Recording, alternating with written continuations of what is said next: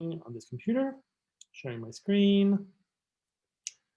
Randomly, I took one group to start. So group 3,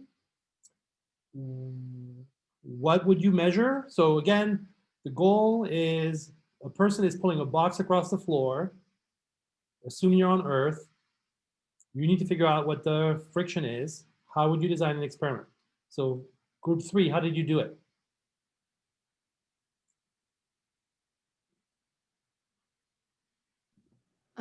Okay, I mean, we kind of thought that, wait, I don't know, actually, no, wait, Keen, did you want to share the part about the mass, or I can?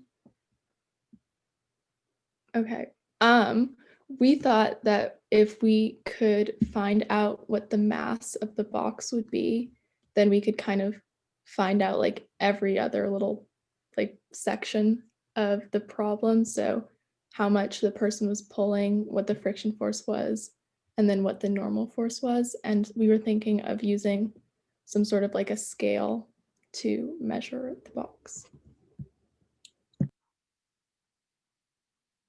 Can you develop a little bit what 2 looks like? Like what is that? So let's say you have the mass of the box, let's say, right? How does that give you 2? Well, the first thing we can do, we obviously know that the weight of something is the mass times the gravitational field strength, and that would give us the weight of the box. And with the weight of the box, we can understand how much normal force it would take to hold up the box, and also it would tell us the amount of pressure the gravity is putting on the box. It would also tell us how much how much how much weight the the tension is trying to resist or like push against from like the box. So it would just tell us a lot of things. Okay. Questions from the rest of the class? Or is this completely clear for everybody? I can add on a little bit to Yeah. what you said. So we also created like a little force diagram of the box because we were trying to figure out the forces that were acting on it, and we also needed to figure out the mass. And the one of the main questions of the problem was, do we need to figure out the friction experienced by the box?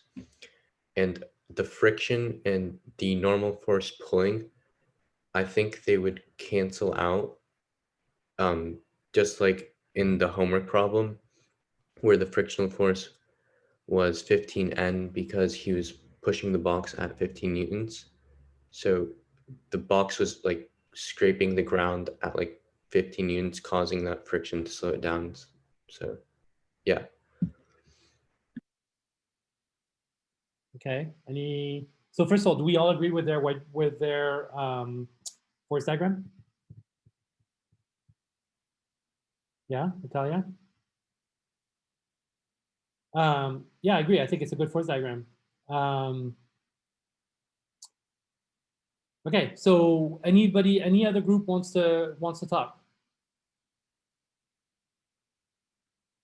Let's see, 4. What did you guys do? Did you do something similar, something different? Who's 4? Well, we basically had the same force diagram, I think, just like a little different style. We said about the same things, like measuring the mass of the object, gravitational field strength, and like the force by the person, and yeah. Okay. How do I measure any of those things?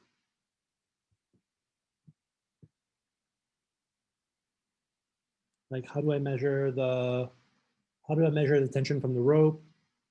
How do I measure the mass? Well, I think for the tension on the rope, you would need like, you need to know, I'm not sure like how hard the person is pulling on it, like how many newtons. Okay. Can I measure that? I don't know. I'm not sure how you'd get it other than like a one of those things with like the hook. That? Yeah, yeah. I honestly don't know how to do it other than that, but No, that's yeah, exactly how you do it, right? So you would hook that to the box, yeah. pull on the box, and you would read how hard you're pulling, right? That is exactly how you would do it. How do I get the mass? Well, first, I'm pretty sure you need the weight and the gravitational field strength, and you would divide the weight by the gravitational field strength. Mm-hmm. How would I get the weight? And to get the weight, you would need to have, or you need to multiply the mass by the gravitational field strength. Okay. Room one, how do I get, so anybody, so at this point in the class, so is everybody super clear on what the experiment is going to be? Any questions? Yeah, Isabel? I just see that everyone or almost everyone has different labels for their force diagrams. Like everyone has like the same e.g. like the up and down, but when it goes side to side, some people have person on box, some people have ground on rope. So I was just wondering what that would be. Cool. So yeah, thank you for thank you for paying attention. So we all have slightly different labels. So can we agree on what the label should be? What should the labels be? We have gravitational fields. Okay, so there's FG is definitely going to be there, and the normal force. I think we all agree on that, right? Yeah. Let's assume that the box is going to the left, right? Let's assume that the box is going to the left. What's the force going to the left? The tension force on the Tension force box, on the box. or the rope on the box. Yeah, so it's a tension force by the rope on the box. And what's the force going to the right then? Is it the friction on the box? That would be the friction from the floor on the box. Okay, so let's see, is there a group? Yeah, that's not bad. That's a good one, right? So the normal force going up, gravitational force going down, friction force going to the right, tension force going to the left. A lot of you have put some congruency marks on those forces, like here, for example. Do those congruency marks, do they always exist?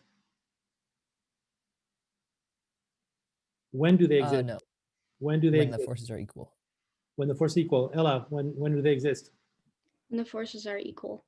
And what do we need to make sure happens for that to be true? Ella, or Like make sure the measurements are equal. Yeah. the measurements of Well, I don't know like which one you're talking about, like which like direction. Like for in this case, like it would be like the rope on the box and the ground on the box. If those like measurements weren't equal, then you wouldn't use marks. okay, so rope on a box, can I measure that easily?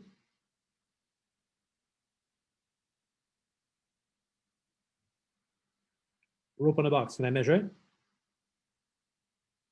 Yeah, Hillary? Wait, yes. Yeah. Because it's just the force that they're pulling it with. Right? I attach the rope on one end, the box on the other, right? And I read the measurement. Can I measure can I measure the friction force on the ground? Tate, what do you think?